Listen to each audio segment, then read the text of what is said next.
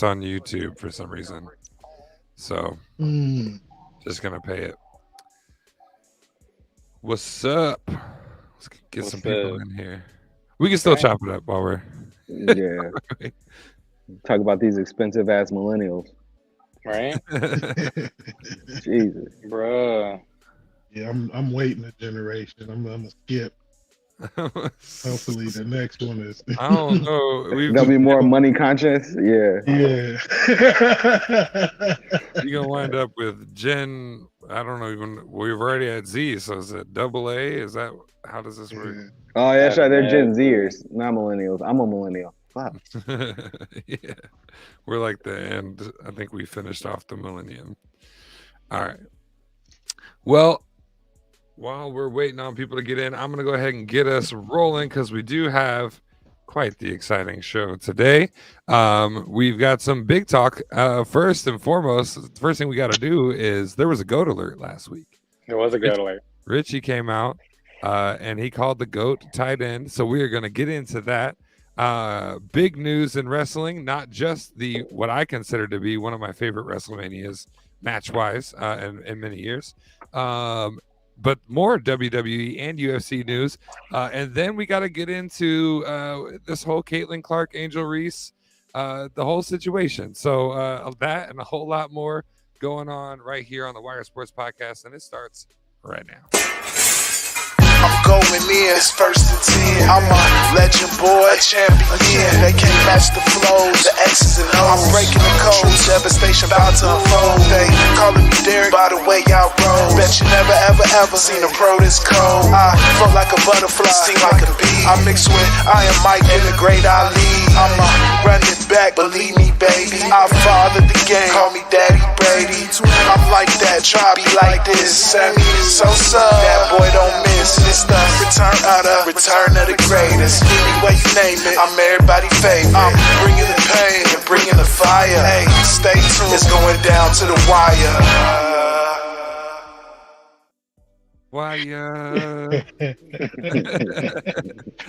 I usually have my sound on mute when that's playing.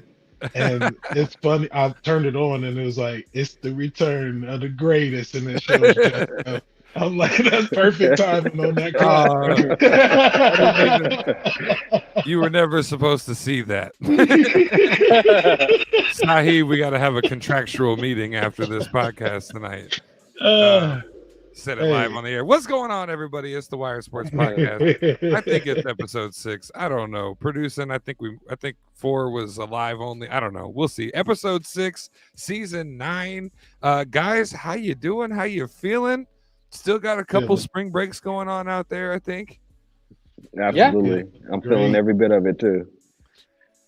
Awesome.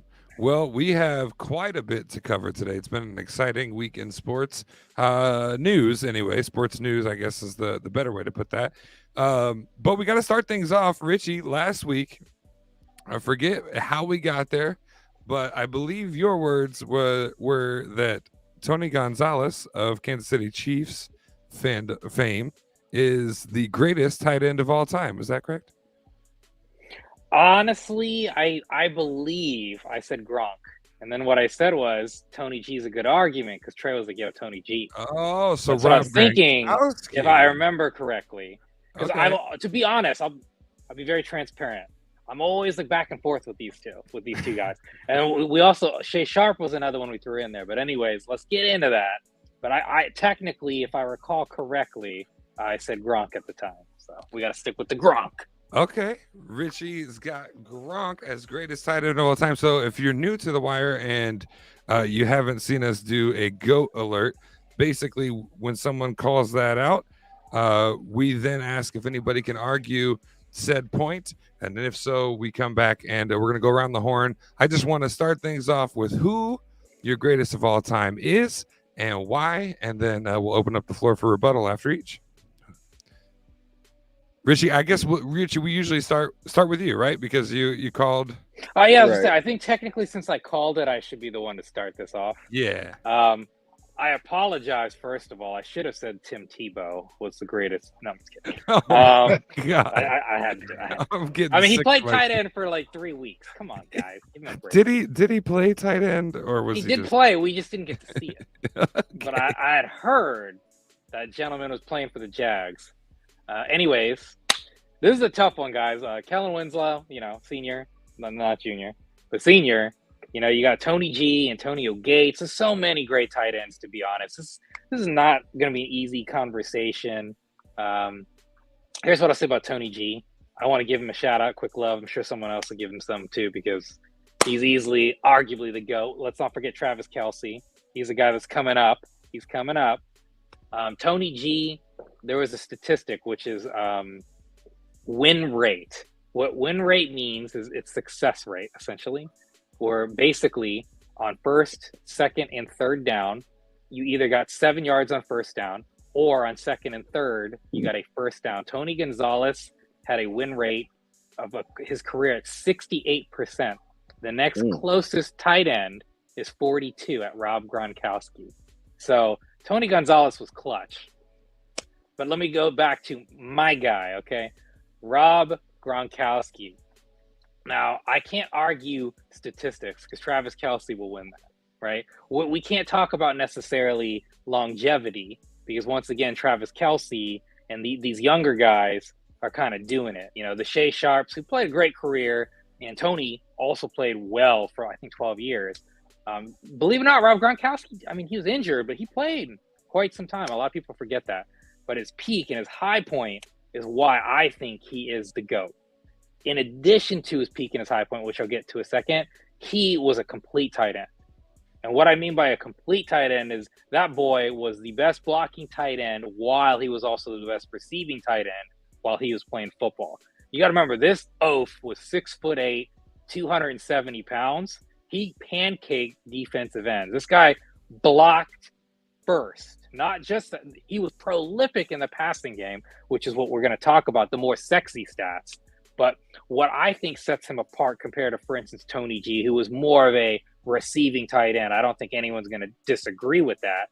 Shannon Sharp was closer to a more complete tight end than Tony. But Tony has all the accolades because he's arguably the best complete receiving tight end. I think, in my opinion, Travis Kelce is more of a Tony G, whereas Rob Gronkowski is unique. I don't think there is a tight end like Rob Gronkowski. I don't think there's ever going to be one. That's very histrionic to say, but this dude was like the Randy Moss of tight ends. This dude broke it. He was just too big. They couldn't tackle him, and they had to change the way players tackled football players because of Rob Gronkowski, because they started tackling his knees because they couldn't bring this guy down.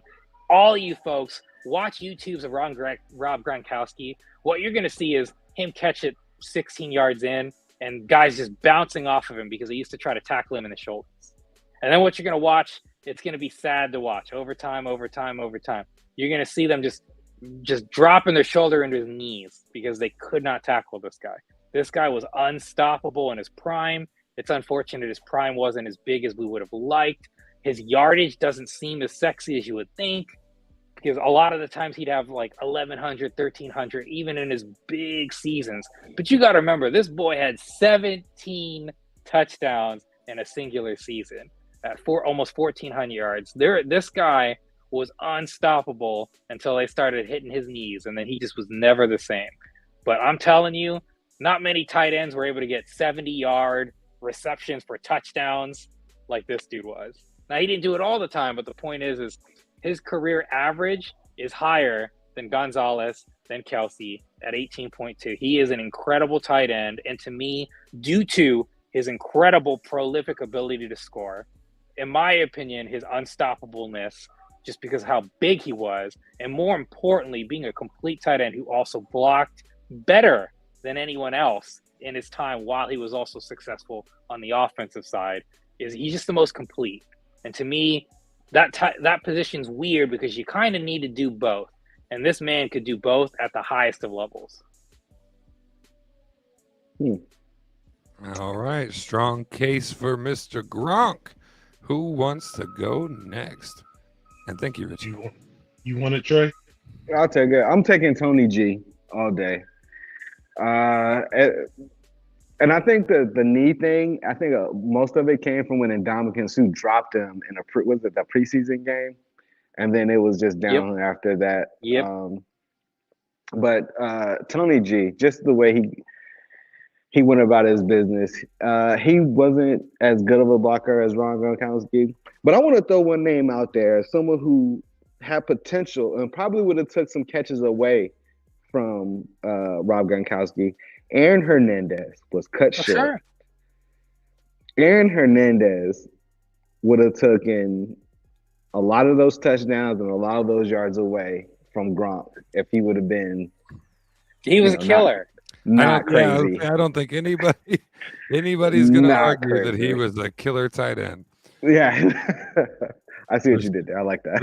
Richie made the point, but yeah, I agree, Richie. Yeah, but I'm gonna go with Tony G just for the duration of how he did it. Even in those years in KC, but even when he was in Atlanta, he was a very key part of what we were doing.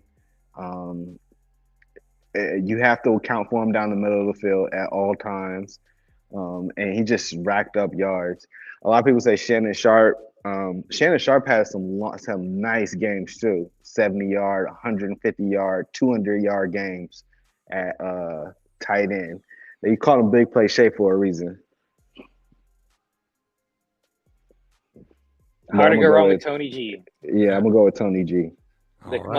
He's like the Jerry Rice. He's just every year you knew that dude was gonna get 10 yards on every catch.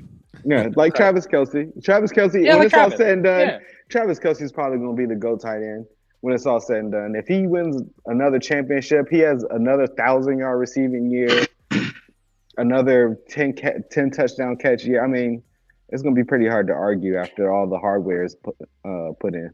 Yeah, it's tricky. I don't disagree, but he does need to win another one. I agree with that because you got to compare him to because that's Tony G's little kind of fault is he didn't win. But Rob's won a lot and he was explosive as hell. Travis is more skilled. I don't think anyone's going to argue that part. Travis is more skilled. He knows how to get open. But that's my point. This Big Oaf was an idiot, but he was just so unstoppable. He would almost, like I said, I think there's only 7 players in the NFL who have a higher yard per catch ever. In any position. This guy was a beast, but Rob Gronkowski, fair point. Or not Rob, Tony Gonzalez, fair point. Mr. Consistency. He did it in a time where you didn't get these numbers, to Trey's point. You didn't get 1,000 yards as a tight end back then. That's what, look at Shay Sharp, big play Shay. He didn't get those opportunities that Tony did. They played at the same time. He didn't get to do that. He'd have those crazy games, but he didn't get 10 passes in a game like Tony would. Tony was ahead of his time for sure. Yeah, Tony was definitely all they had in Atlanta at that time. Real talk. Well, they had that running back who was Jamal Anderson. I think it was Jamal Anderson. The Dirty Bird. Hold on, you're talking about? No, we didn't have. He didn't play with Jamal Anderson. He played with Priest Holmes. I used to do that all the time. And you're right. He did play with Priest. No, he played with Priest Holmes. And then he played with what's that other kid's name right after him? It was also good for 4 years. That was playing with Coach Herm. What was his name? Edgerrin James. No. Larry. Larry something. Was it Larry Johnson? Was it Larry Johnson? I think his name was Larry Johnson. Right after Priest, he had 5 straight 14. Oh yeah, because he was with Kansas City. Yeah, because Kansas City had the best offensive line. I think that's when he was running them into the ground 300 carries a year, something like that. Yeah. But I love this conversation, though. We're talking about tight ends, right? There's nothing better than a good tight end, right? And you want to talk about the GOAT of tight end. Obviously, it's Alexis Texas, y'all. She the reason why all these girls is getting BBLs. Hold on. You just wait a second. First of all, that is not a tight end by any means. If you talking about dang, that's tight, something tight, that's good, man, that thing NFL, tight right there. NFL we're talking about NFL football. But NFL football tight ends. When we brought this up last week, I probably would have agreed with Richie Gronk, but I'm more of a prisoner at the moment. And I just watched a documentary, Flimlo Raps. He does YouTubes. He's one of the best storytellers about players where they are now, like kind of thing. And he did a little piece on Antonio Gates. And Antonio Gates was that dude. Like this man, he didn't play a down of college football, not one. Everybody told him like, "Yo, you play football, you're gonna be the man." But this man that wanted to play basketball led Kent State to the Elite Eight, and then to the conference championship of their league the next year. This dude was a serious like basketball player. He thought he wanted to go to the NBA. But his coach at Kent State kind of put in a word, got him meeting with some NFL people. And then the second year of this dude that hasn't played football in years just steps into the NFL, and he's an all-pro first team. What's that? Not all-pro. Yeah, all-pro, and then he was a pro. Yeah, all-pro. He was all-pro. He was an all-pro and pro bowler his second year. And he's the number one leading tight end in touchdown. And of all time. Of all time. Like, nobody's going to... Even over Tony G. Over Tony G. Like, this man was like he's a first ballot Hall of Famer. A dude that just stepped in and was like, this the NFL. All right, y'all want me to play right here? I ain't never played tight end before. All right, just get down, go. And he just did his thing. Like, he was the man. Played 15 years, was a consistent target. Him and Phillip Rivers put up magical numbers. I just think for right now, at least for the next week or so, Antonio Gates is the GOAT tight end of all time. Like, who does? I didn't know he didn't play football in college. I didn't know. I thought he played both. He played basketball. He did not play football. I knew he played basketball in college, but I thought he did both. I didn't know he didn't play football at all. He only played football in high school, and that's what that was why everyone like passed on him, because they're like, oh, like we don't know. So my man put down those numbers while not playing college football. Not a down. He went to Michigan State. You know what? I'm gonna change my answer. If he could do that, he's the GOAT tight end, because he did that off of all just natural ability, natural God-given athletic ability. Yeah, that's crazy. And again, receiving, and to see Sahi's point, receiver, there is not a better receiver. Like, I'm talking about Gronk just running people. This dude just jumped and he caught it, and grab his rebounds skills were there. You know what I mean? Like, and there is this. I think he's like third all time in yards per catch for tight end too. Almost 13. This dude was a beast. To Sahi's point. Like, this guy, yes, he's with LT, but to consummate professional, consummate pro bowler. His weakness was blocking again, but obviously you can't expect him, like we're talking about, to not ever play college and to magically learn how to block a 300-pound like monster in the NFL. So they avoided that stuff. But it is hard to argue the numbers, to Sahi's point, the longevity, the consistent play of this man. This man dominated. It was him and Witten for like 10 years after Tony G retired. These two literally were the tight ends until Gronk kind of, obviously came in I think 08, 09. Or no, sorry, 11 actually, I think, right? Anyways, these two, Witten, because Witten's another dude, I just want to give him some shout out. Witten and Gates were beasts. Witten was the blocker. Gates was the monster receiver. This guy was incredible. I'm glad you mentioned him. That's kind of a dark horse I didn't see coming. We kind of talked about him earlier, but this guy doesn't get talked about enough, and I love it. That's a great pick. You almost got me sold on Gates over here. Great salesman, all of you. I'm sold. My man did it with no previous experience. That's crazy. Yeah, dude, play Madden football, and he's like, you know what? I got this. Monkey see, monkey do. I got this. Yeah. Can this really be the wire if I don't stay on brand for myself, though? Because nobody mentioned a certain tight end who also. Don't you say Heath Miller? No, you better not. If we're talking about having the hardware, having the Pro Bowl nods, I know of a certain tight end that now has finally been mentioned, because I gotta be shamed on here for being a Steelers fan. But somebody mute his mic. I got all the power. Somebody you can't mute me. I can mute myself, and that's it. He's got 2 Pro Bowl nods, 2 Super Bowl rings, always there when you need him. Come on, Heath Miller, you're in the conversation. If for no other reason, you're my greatest He's top 10 in nothing. Okay, he's allowed to be your goat, but this brother ain't even top 20 in the NFL. Wow. Fair enough, Justin. He was there. He made it happen. My towel's upstairs. I should have known that I would need it. All right. Well, okay, folks. Let us know what you think. GOAT tight end of all time. If you're listening on Spotify, I know you're getting a lot of episodes all at once. Trust me, it is not as fun as it seems to produce all of this all at once either. But once you get here, let us know. GOAT tight end, greatest of all time. We need to know. And if you agree or disagree with us, we also like to know that. Unless you're disagreeing with me, then you can just keep that to yourself. Okay, so we're moving on to I want to start with basically a segue, but we kind of talked a little bit about WrestleMania last week, and I know not all of us watch all the time. Some of us haven't watched in a long time, but wow, what a weekend! 2 nights of pretty spectacular matches, a couple of duds in there. But if you did watch, I know Richie, I think you and I for sure watched. If you did watch, please give me your take on the weekend. And if you didn't, that's okay. I'll get some results pulled up and we'll go through some of the winners. Yeah, no worries. I do want to briefly just do 3 quick shout outs and we'll move on to through the segment. First of all, WWE, thank you. The audience is angry, but your boy was begging them to keep the Tribal Chief champion. And that was the biggest, they call it a swerve where it's not expected.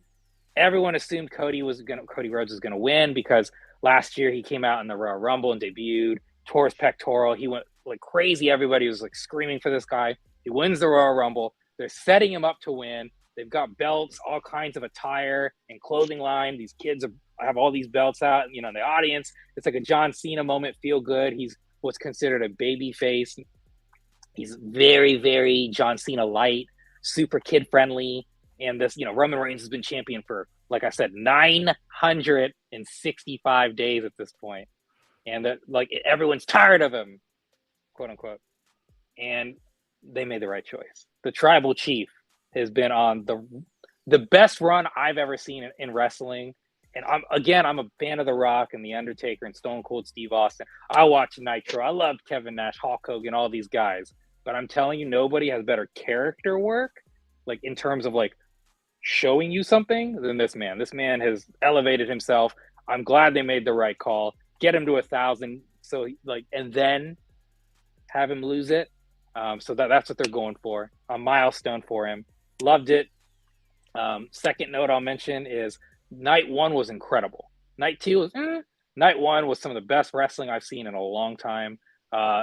Every match is great. I love the main event, which was the tag team match. Insanely great match. Fantastic storytelling. And the only other thing I'll say about that night is, wow, the women stole the show too. Charlotte Flair had a great match against Rhea Ripley. There's that wonderful match we talked about with Trish Stratus and Lita and Becky Lynch. That was a great match. And then we also had a great match with, oh my God, I forgot her name is in WWE. Asuka and the EST. And they made the right call. Everyone wanted Asuka, but everyone knows Bianca Belair. You have a black women's champion. The kids love this girl. You gotta strike while the iron's hot, man. I'm all for She's the one that champion. flexes? Yeah, she flexes. Oh, yeah, I know you're talking about, yeah. Bro, she a beast. She can deadlift 450 pounds. I would never mess with that woman. Never mess with that woman. Anyhow, that's my point. You got a wonderful black champion. You keep that champion. Like, Asuka had her time in the sun, man. I want her to have the Roman Reigns treatment. She's almost at 380, almost 400 days herself. That woman deserves 1,000, man. Anyway, great WrestleMania. We have something else to talk about too, but let's let the boys talk too. Sorry, I just love wrestling. I'll give my quick take because I was going to give my entire shout out to Bianca Belair. Already a huge fan. I have been since she came into the picture. The entrance was fire, and the little girl contortionist was amazing. And I learned a lot about Bianca Belair. I learned about her strength and her ability for lifting that night. I learned about how she makes her own costumes. But something I learned that really touched me, and I learned this after WrestleMania was over.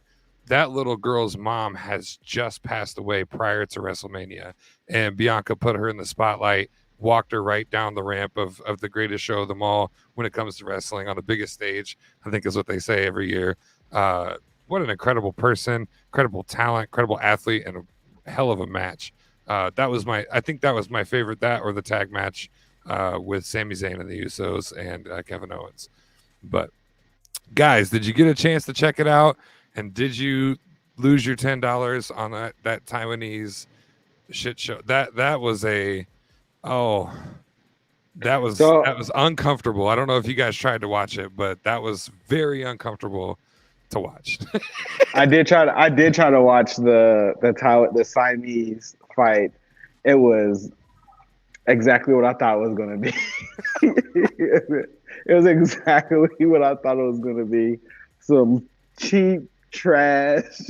Like, I'm almost concerned for Rampage Jackson and his well-being at this point. If he took that fight on. And everybody there, like the women, the other fighters, I'm scared for everybody. Yes, they look like, that was clearly a money grab. Him and looked horrible. And it was a black shirt it was a flag that they were wearing or something like that. Like, wow. From him going to the UFC and Strikeforce and all that to that was a far fall from grace. It was pretty bad. But of course they won, and Richie was right. They definitely had a job. Did either of you, Sahi, Trey, did you guys catch WrestleMania at all? I didn't catch WrestleMania, but I saw that Roman Reigns won. I saw that Brock Lesnar won and Ronda Rousey won. I saw all of that, which is pretty cool. Yeah. Ronda Rousey was out there? Yeah. Mm. She in the WWE. She wrestled. Yeah, I didn't know she was still wrestling. Mm-hmm. Oh, absolutely. Yeah. You gotta get them checks coming in, man. Yeah, I didn't see it. I tried to watch the tag team boxing, but I couldn't find it. And then I think I just settled on Caleb Plant and Benavidez. Wasn't that this past weekend? Or was that the weekend before? I think that was the weekend before. I think it was the weekend before. Yeah. I tried. Right. I was just like, where do I go? But obviously I didn't miss much. Yeah. No, that was. I'm sorry that we promoted Fight Circus. Don't watch it. Don't support. I think there's some slavery or things going on. Like people are there against their will. It's pretty low budget. It's a circus. It's exactly what it is. It's a circus. Yeah, I felt more uncomfortable than watching the random traveling circuses that you can buy tickets from Kroger for. You guys think it would be better to have gone to the Fight Circus instead of watching it on TV? No, I would have felt more uncomfortable and probably, I don't know. Yeah, I don't know. It felt like some underground chicken fighting type situation that I don't want to be a part of. Yeah, it felt illegal as hell. Like I want my $10 out of their bank. Okay, anyway, yeah, I don't recommend it. It's like one of those things you think is going to be cool, then it's ruined for you. Okay, so I want to share a screen. I want to show a video. Enough about Fight Circus. Richie's going to clear up the misconceptions about this video for us after we play it, but it is a big topic, big conversation, and so let's see if I can get the. Oh my God. Oh, now it wants me to do all this stuff. Subscribe for 3 months. No. Yes. No. Please clarify. All right, so let's share. All right, this is from TikTok, and we will go ahead and let me mute our music, and we're going to take a look. Is this a good day for Vince McMahon and the WWE, or is it a great day? Is it a tough day as well? My life. This company's been in your family for 70 years. Mm-hmm. Is it a tough day? No, it's a great day. You know, things have to evolve. Family, business, it all has to evolve. for all the right reasons. And this is the right business decision. Thus far, it's the right family decision. What I thought was interesting, Ari, is that Vince is going to be the executive chairman of the new company. Right.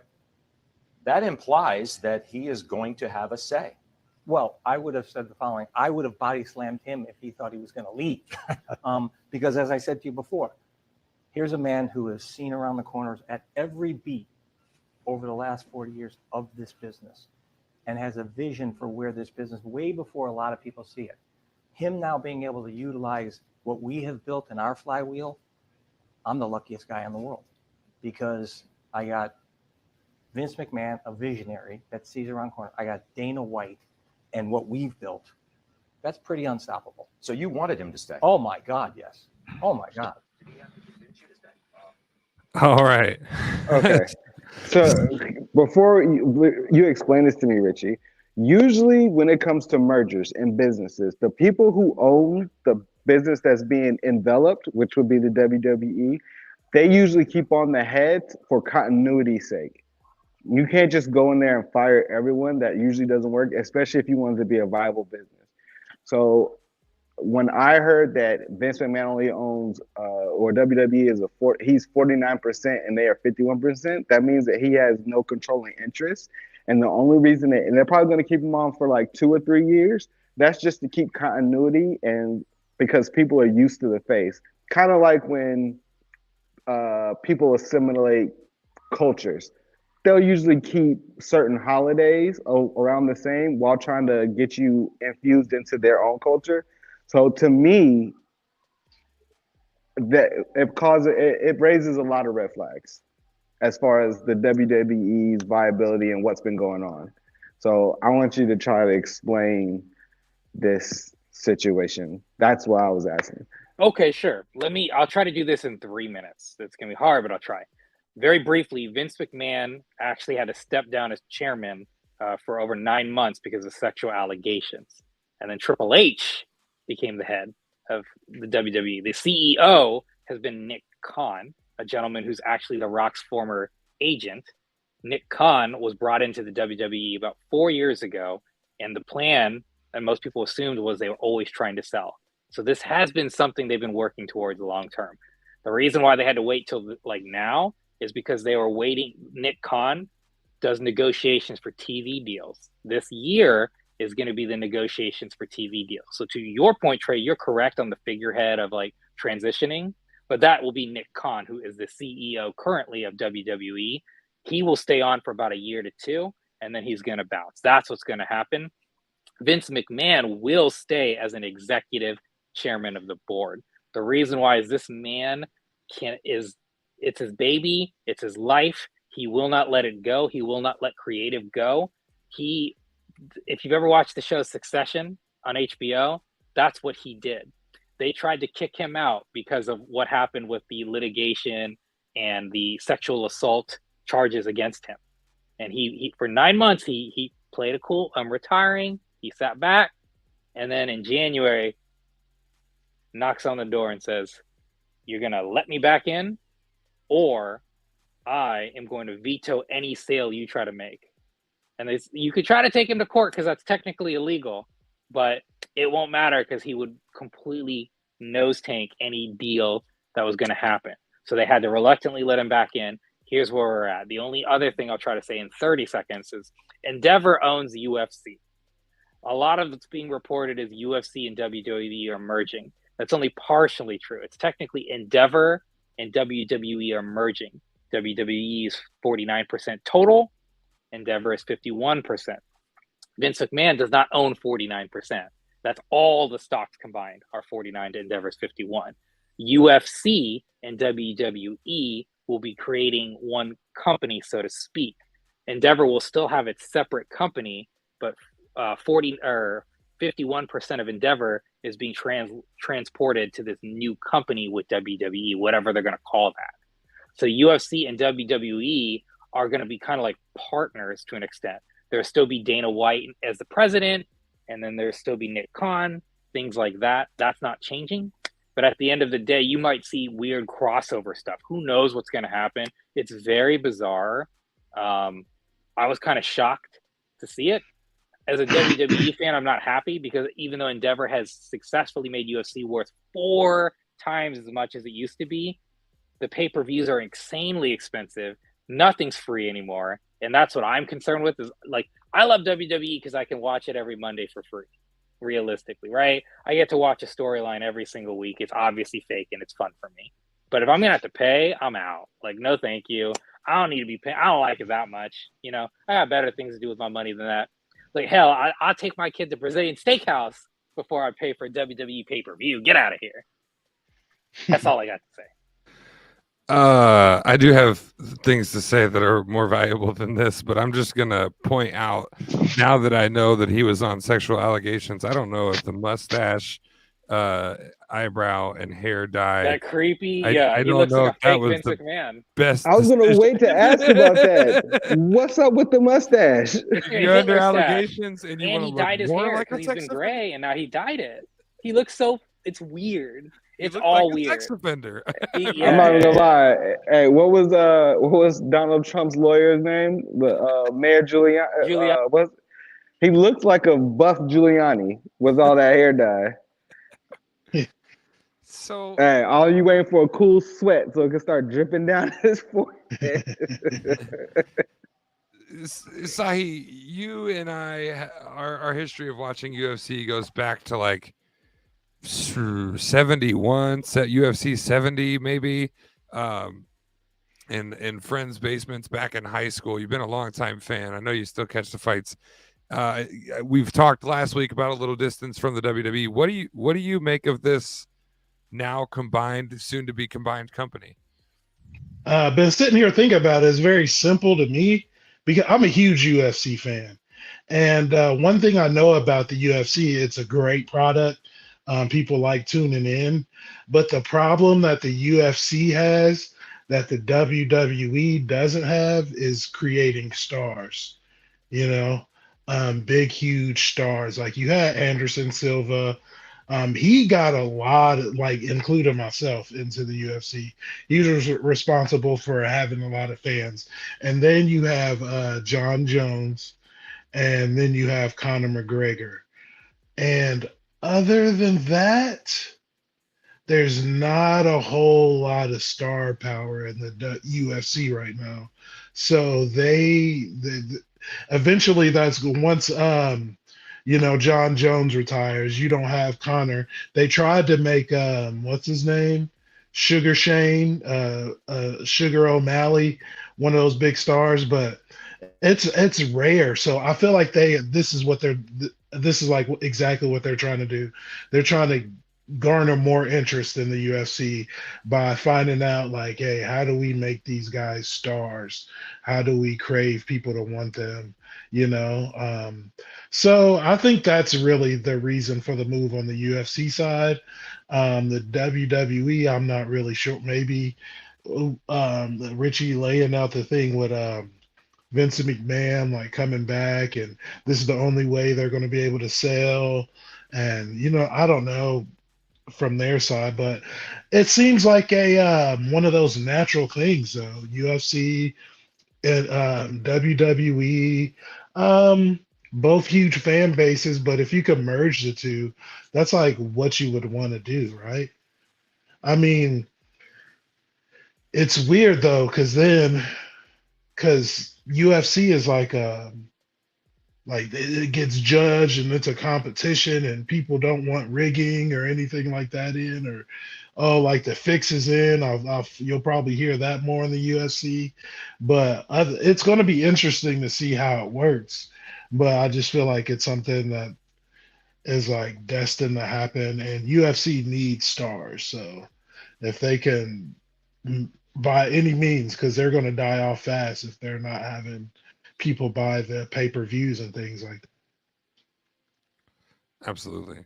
Trey, is this going to turn into Fight Circus 7 then, with WWE? Richie mentioned crossovers, and Richie, I'm going to come back to you on that in a little more detail in a sec. But Trey, what do you think? Is this going to kind of get a little circusy? I don't think it'll be circusy. I am interested in see how they try to cross it over. or if they even do any crossovers. I'm not too sure about how many of the WWE stars are in the mixed martial arts, legitly, outside of like Brock Lesnar, Ronda Rousey. But I think I'm interested to see where it goes. Endeavor, UFC do things on a very large scale, so they don't half-ass it. So it wouldn't be like that fight circuit's kind of cheapy on the cheapy side. So whatever and Vince McMahon doesn't do anything little either. He's big show, big atmosphere, big stories, big events. He doesn't cut dollars anywhere. So I'm very interested to see what they can come up with. This is how in you this do it. venture. Yeah. And so if you are going to do something like Fight Circus, these are the people you need in charge. Absolutely. Okay, so Richie, I guess this is a two-parter. I'd love to hear from a wrestling fan to wrestling fan, and obviously I'm a part-time wrestling fan these days. For those who don't know who Paul, I can't even say his last name. Levesque, Paul Levesque, that's how you say it. Triple H, for those who don't know, he did come out, and this was Monday, I believe, and get in front of everyone and say, we are not going anywhere. We're staying the same. You know that he's worked so hard with the developmental side, turned NXT into a powerhouse. He's constantly upping the creative game in the ways that he can, and has been able to. Do you predict animosity? Do you think that this is going to cause a separation down the line? What kind of tension does this bring to that creative side that you were speaking to? Oh, I mean, 100%. But like what he said, just for everyone, is like, to Justin's point, we're not going anywhere. We're all the same. You blah blah blah blah blah. WWE, then never ever. It reminded me of Deshaun Watson, like being like, when they asked if all them women be touching him, he's like, bruh, I have a girlfriend. Like it was that fake to me. Obviously, shit's back to what people didn't want, which is Vince McMahon in control. That episode of like that weekly episodic show was not like what Triple H had been doing Paul Levesque recently. So, and what was allegedly told is that Vince McMahon had many rewrites during the show and changed everything. They changed Cody Rhodes' programming, and they had Brock Lesnar beat the living crap out of him. I actually like that change, but nonetheless, the original plan was to still feud with Roman Reigns, and Cody was going to win at it's called the Saudi Arabia show, basically. But instead, what they want to do is have Cody have to get through Brock first to like prove himself, like because that's a classic Vince thing. Throw a big guy blocking the baby face before he gets to go back to the champion, not just go straight back to the champion. So, anyways, it was very fake. This is exactly what, like to Trey's point, you got to make everyone believe things are the same, nothing's going to change, when what we know is things are going to change. So, if you like the show, like wrestling the last 9 months, it's going back to the previous year and 20 years. So either you like that or you didn't, but that's what's going to happen. So hopefully that answered it. Yeah, absolutely. I appreciate it. Folks, let us know what you think of this big news in the WWE and UFC. And I've already seen, I think they're all fake, so I didn't want to bring them, but I've already seen, Conor McGregor enters in and takes on Logan Paul or something. But we'll just have to let time do the telling on that. Okay, the last thing I want to bring up, this is something that is more traditionally a topic I would bring up on the H2G podcast or on a special episode, but it's directly related to two powerhouse women basketball players that we've talked about who had a phenomenal year, phenomenal playoffs and championship game. We talked about Shannon Sharp, so I'm going to let him tell his side of the story, and then I'll just want to go right into open floor, whoever wants to speak on it. And I forgot to hit share, so I better do that first. Well, let's share that.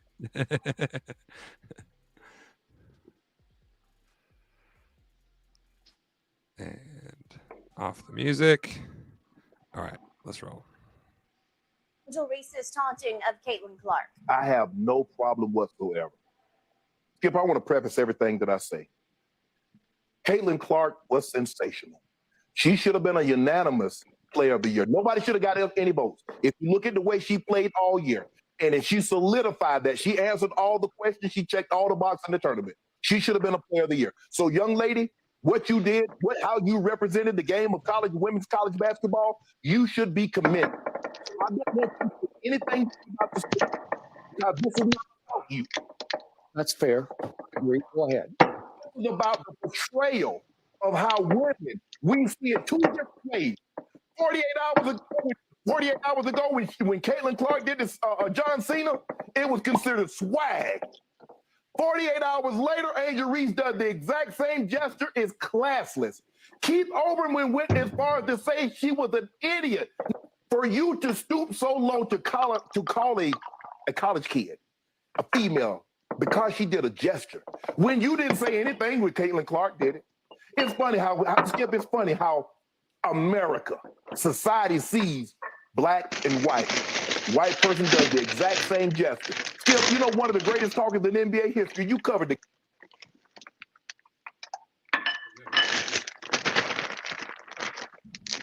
Hey, Trey, real quick, can you mute your microphone? Yeah. we're hearing everything. My bad. You We get live, baby. Got That's how we do it. himself a drink, some chips. Right. Hey. Cheers. All right, let me go back to the video. Covered the guy was Larry Bird. He was never criticized.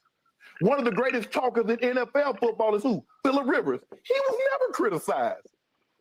Angel Reese talked about this all year. Skip, if you remember 48 hours earlier, Don Staley foretold of this. Many chalked it up as being sour grapes because she had lost. And lo and behold, everything that she spoke of came to fruition the moment Angel Reese did that gesture. The moment she did this, and the moment she started pointing at her finger, talking about she about to get a ring, Twitter it started trending, and it went into a haywire. And I was just there to read the comments. I didn't want to see the comments. All right. He was there to see the Oh, don't leave the studio. Just stop screen sharing. Okay. So yeah, I think that pretty much sums it up. It's a 5-minute video. Go out, shout out to Shannon Sharp Parody, I believe is the TikTok account we got that from. Or you can look it up on YouTube and catch the highlights of the episode. Guys, what do you make of this? I think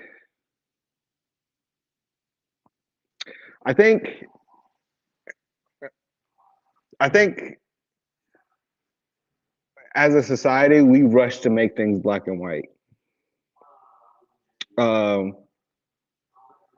If they were acting outside of character, then maybe it'll do something. Some people have a problem with how much she did it because I think she did it like 3 or 4 times to Caitlin Clark in the ring thing. Let it be known that Caitlin Clark went on her defense and was like, Angel Reese did nothing wrong. I think everybody knew leading up to this game, they said it was going to be a trash talking battle. Okay. Reese, this is what she does. This is how she played. Her highlight videos are highlight reels of her blocking shots, talking trash. That's just how she plays the game of basketball. It's no different than Draymond Green or even Stephen Curry, or even Steph Curry. I mean, it's a part of basketball. It's a part of pickup basketball, talking trash. To the victor goes the spoils. And I think we're talking about Larry Bird. Larry Bird is probably one of the biggest trash talkers that other stars have said that he was probably the biggest one. Reggie Miller, Michael Jordan, Chris Paul, all of our stars talk trash. I think the fact that it was a predominantly black team versus a predominantly white team is what people are getting hung up on. And the president's wife didn't help that situation much either by inviting both teams to the state dinner or whatever that was. But it's sports, it's competition. It happens. I personally don't think that it's a big deal. I don't think that we should be talking about it as much. I think that it's fun to watch. I think it adds an edge to the game. I think there was 10 million views for the women's national championship game, rivaling the men's. I can't wait to see him next year, personally.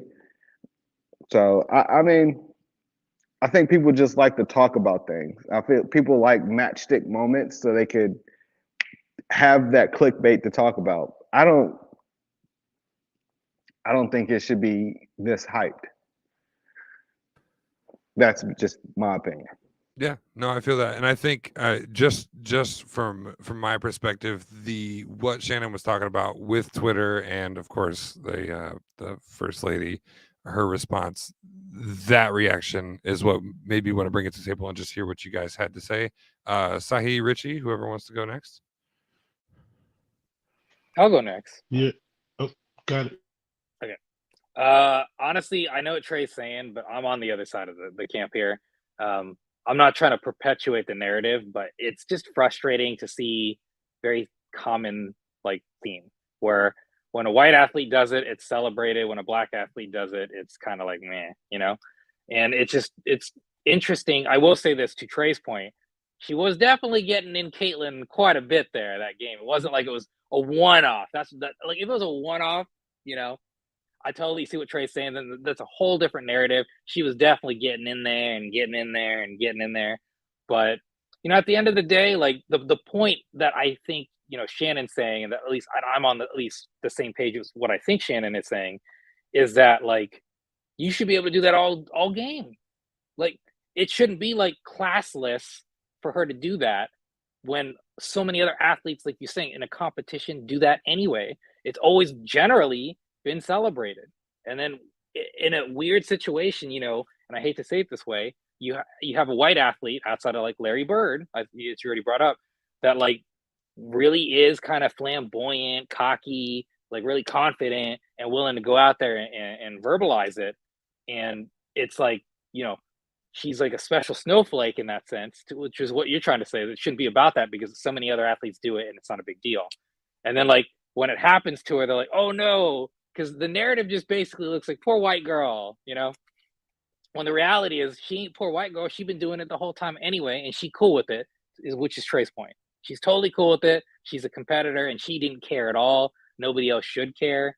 But it's just, from my side of things, just watching the same thing where it's always black athletes get verbalized and spoken about differently than white athletes' actions. I know, again, you have niche situations like Larry, but outside of Larry, you don't really see that. Most of the time, Luka Doncic is another guy who's kind of he does it. Austin Reeves. And Austin Reeves, I'll give you that. There's some guys that are starting to, but the point is in the men's game, it's totally, celebrated per se. And that's why I think this is kind of annoying, because it's to me, it's not even just white person versus black person. It's white woman, black woman. And we already know how that dynamic is in reality in this world. And it's already unfair in general. So just to see that narrative is just really annoying. But I agree with Trey. It's kind of these reactionary moments where it's oh, here's a clip of her doing it. And if you don't know Caitlin at all, you're just oh my God, why would she do that? When you know Caitlin, you know why they did it. Also, it happened multiple times. It wasn't a one-off thing. It is kind of, well, she didn't have to go that ham, but did she? She's in the moment. She's a competitor. Who cares? That's what I want to say is who cares? That's what you do when you play basketball, when you play football, when you do baseball. But unfortunately, due to sports journalism, ironically, we're on a podcast talking about sports journalism, this kind of gets brought up. It creates divides that don't necessarily need to happen, but it's just another one of those circumstantial things. It's just hella annoying. It's all right, there's nothing disrespectful about that. That's how basketball is. And if you ain't talking, man, unless you Tim Duncan, that was his trash talk is not talking. You trash talking is basketball. That's what they do. So it is annoying, but I want to get the counterpoint out there, what Shannon was kind of going at. And what I do agree is just bruh, she should be able to do this all game to Caitlin if she feels, even if she losing. As long as if she consistent, that's all I care about. Just don't be doing it when you're winning and then like mope when you lose. That's the only thing, right? Like keep it 100 the whole time, and that's who she is as an athlete, and you can't take that away from her. That swag on both sides is like what got them to that dance in the first place, right? And I got to give a shout out to Caitlin separately, because your boy was sitting there saying she scored 40, it wasn't going to matter. It mattered. They did end up getting that upset, so my bad. Caitlin, you going places anyway. It's whatever. Oh, for sure. Sahi. Yeah. This is something that happens all the time. Nobody should be surprised that it's happening. It goes back all the time. Tom Brady's yelling at the guys on the sideline. He's passionate. He's fired up. Cam Newton's yelling at guys on the sideline. He's a distraction. Get him off the team. This is terrible for the game. Allen Iverson shows up to the arena in chains and a do-rag, and oh my God, this is bad image for the NBA. Kirk Cousins puts on the chain and the do-rag. Oh, look at old kinfolk Kirk. Look at him. That boy's styling. It just happens. It's you know what I'm saying? It's usually like the losers, sore losers, and the fact that you got Tom Brady and he's just an average guy, right? Okay, like athletically, physically, he's just an average guy. You got Cam Newton over here. People call this man Superman. All right. Everybody want to be a Cam Newton, but not everybody gonna be a Cam Newton. So if you can't be him, hate on him. You know what I'm saying? So it's just hate. People are gonna hate regardless. Iowa, they lost. They probably got people in media all over the place. And it's probably not a lot of black people graduating from Iowa. So their fan base isn't probably going to be a lot of black people. You got Louisiana, that's you know what I'm saying? That's down south. It's rampant with, dark people down there. So I mean, it's just sore losers. You know what I'm saying? That's all it is. It's sports. Trash talking is one of the greatest things in sports. Like, I play Madden a lot. All right. If something ridiculous happens on Madden and it goes my way, I'm like, hey, that's just the game, bro. Get your skills up. But if my dude gets tackled or fumble, he picks it up, and the person I'm playing picks it up and runs it for a touchdown. Oh man, this game trash. Man, this game suck, man. EA cheating for this boy. And we playing the same game. So I have two different reactions to it all the time. It's just the way the world is. When it doesn't go your way, you're gonna be mad and you're gonna talk shit. When it do go your way, you know what I'm saying, you're gonna let certain shit slide. So I mean, Caitlin Carter. It's Clark? Clark. It's Caden Clark. It's all the same white name. You're good. Yeah. She just happened to fall under this moniker, the old great white hope, you know what I'm saying? And it's a tale as old as time, and she lost and people are mad. So that's just what it is. People are mad. Hey, nobody really don't like Angel Reese for real. They just mad that Iowa lost. That's all it is. But congrats to both teams. I love both players. It made me interested in women's basketball for sure. So these players are powerful players, and I can't wait to watch the rest of their careers. Right? I guess I would say I understand that the Twitter is going to say stuff and social media is going to say stuff. I guess where I'm annoyed is that mainstream media picked it up and made it a story. You know what I mean? Like, okay, the first lady invited both teams. I get where they can go with that one, but the whole trash talking situation where they picked it up, there's not a situation in any sports where people aren't going to say things, but it's media, as Richard was saying earlier. They're the ones that create the stories behind this and project it out to bigger audiences. And they chose to take that story which was much ado about nothing, in my opinion, and made it a bigger story than what I feel like it needed to be. To the point to where Caitlin Clark got on whatever platform she got on and felt like she needed to defend Angel Reese in the situation. And I guess that's my bigger issue is we decide what we focus on, and they decided to focus on this. Well, I want to thank all three of you. This is why I bring these type of stories. This is what this podcast, this whole company has always been about, is hearing the perspectives. We even, one of the flagship shows, Marvin Scott back in the day, shout out to The Perspective.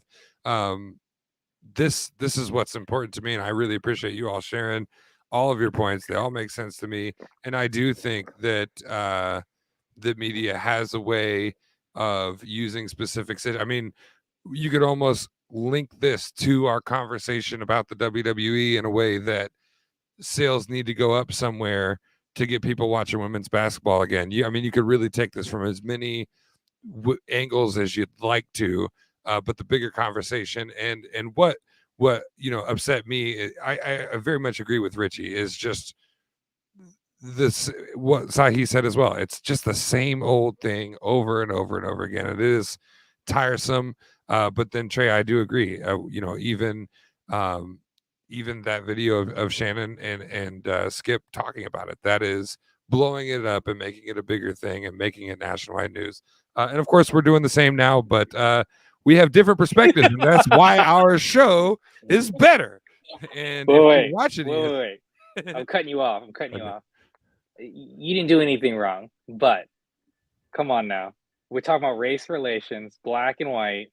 You're the white guy on the panel. You got to give us your perspective of this.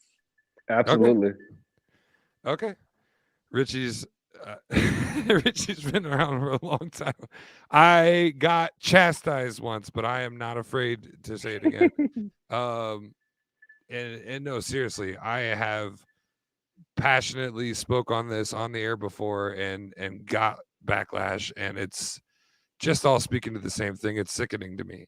That should have been all in good fun. That should have been the focus of this, should have been the basketball games, because this was an incredible season of college basketball. Those girls played their heart out, and the game was exciting. It was all of the star power. There's two notorious trash talkers and ballers on the same court going at it, and it turned into hate. And although Sahi, I do agree, it is part of sports. It's part of losing the hate. There's a deeper hate, and it's always shown, and it doesn't go away. And the media is in complete control. We aren't, because we get our 10 listeners a week or whatever the fuck it is. The big media is always in control. They're always driving the bus, and they will drive it away from anything that indicates actual change. And so even with this being a simple two people trash talking, having fun, playing a game that they love on the biggest scale in college basketball,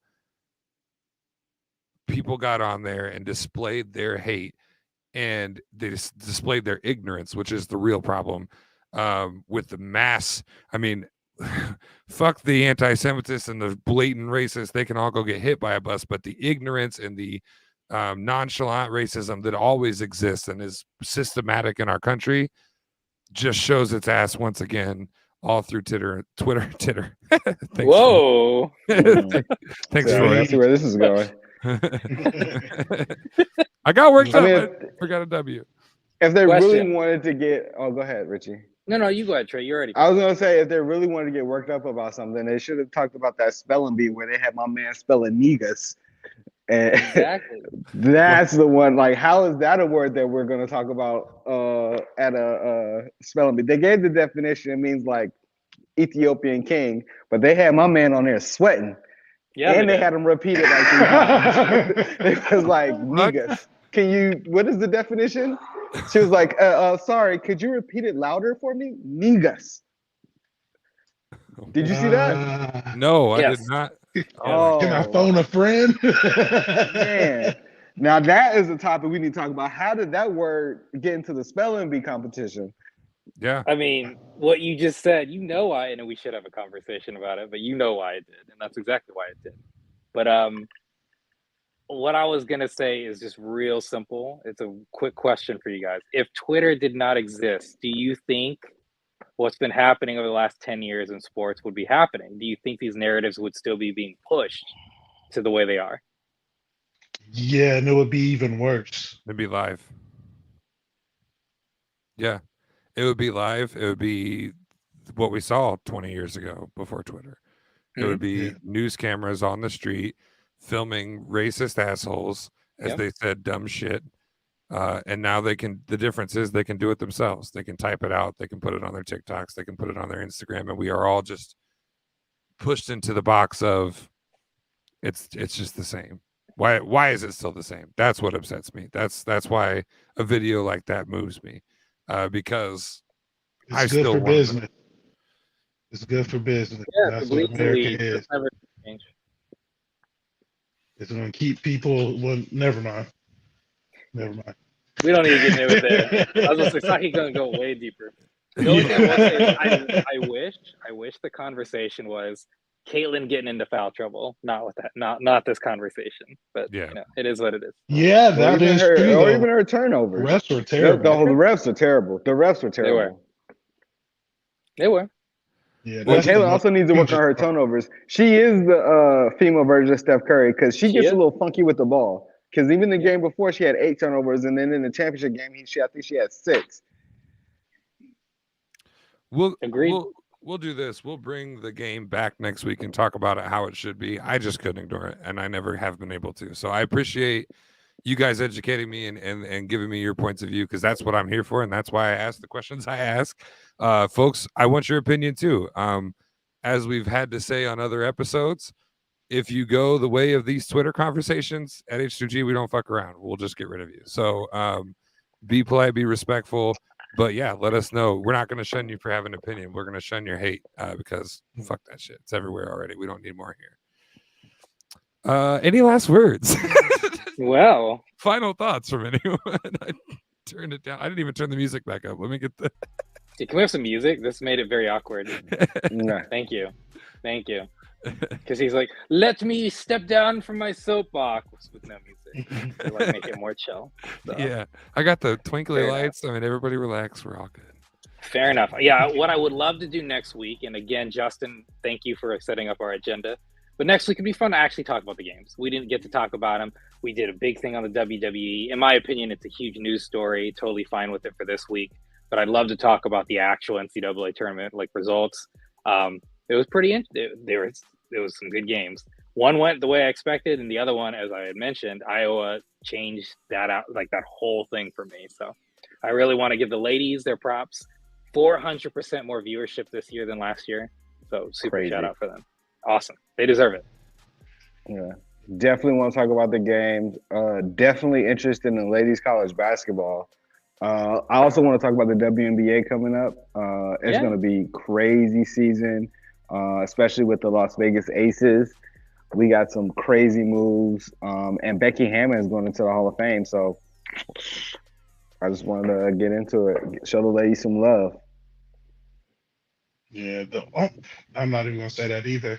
But the Lakers, LeBron back in the playoffs, back in the NBA playoffs. I think they got to play the Clippers right now. They're playing them right now. They're down by 12. Woo! They might. They're playing them for that 6th seed.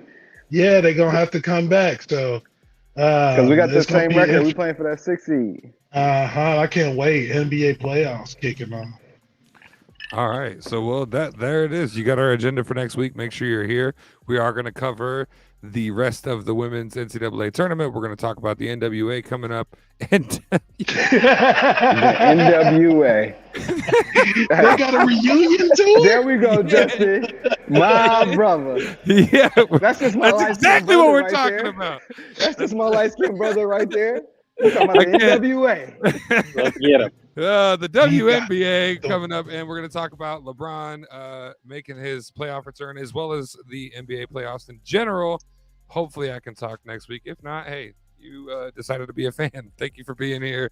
Hey, listen, we have all kinds of good content coming out. Make sure you're checking out Free Mess. Not always on Fridays, but always fantastic, always amazing. And there's like a season and 3/4 of content already available. Go check it out. I don't know what you're waiting on. It's fantastic. We've got True Crime for the Innocent Mind, a little stutter step. One of our co-hosts is in professional theater in Chicago. So shouts out to Andrew Kleffer. Congratulations on all your success. But we are coming back. We've got Ted Bundy. We've got, I think, John Wayne Gacy coming up. And we're going to cover the Titanic this season and some of the conspiracies surrounding that. I had a chance to walk through a museum. So lots of great stuff coming out, but don't forget about the stuff that's already happened. If you like some of this real talk, then you need to go check out H2G podcast, the flagship, the original.